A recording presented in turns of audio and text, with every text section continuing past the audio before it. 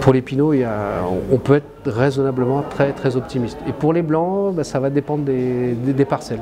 Là où ça a pu vraiment mûrir, parce que les parcelles qui ont été grêlées, là il y a eu quand même des blocages de maturité qui ont pu, si on a vendangé plus tard, se rattraper, mais pas forcément partout. Petit volume, ça veut dire moins 30 à moins 50% suivant les parcelles. Côte de Nuit, on est plutôt entre moins 20 et moins 30, moins 35. Mais il y a des parcelles, chez nous par exemple le Clos des Mouches, on va faire un rendement de 16 hectolitres par hectare. Là où normalement on va faire 35, 36, 37.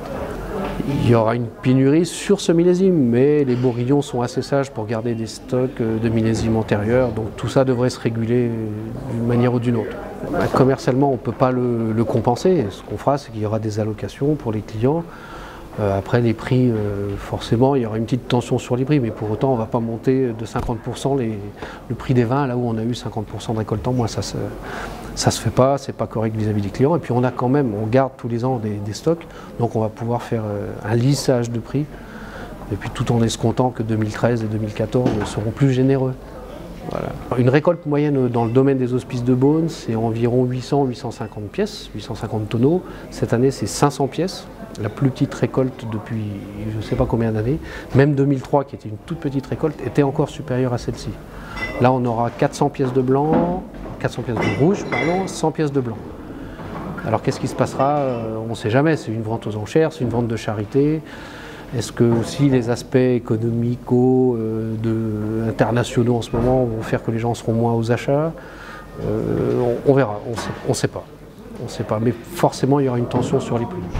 Petit volume, grande qualité, mais contrebalancé par l'environnement économique qui n'est pas forcément le plus rose.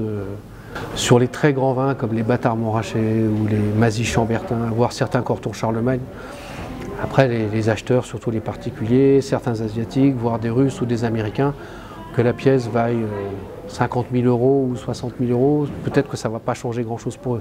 En revanche, pour les acheteurs plus classiques, tous nos clients en particulier, les restaurateurs, essentiellement les Français, les Suisses, les Belges, voire les Allemands, qui achetaient des pièces de Beaune à entre 3 000 et 4 000 €, si cette année ça vaut 5 000 ou plus, je pense qu'ils n'iront pas et je ne leur conseillerais pas d'y aller d'ailleurs.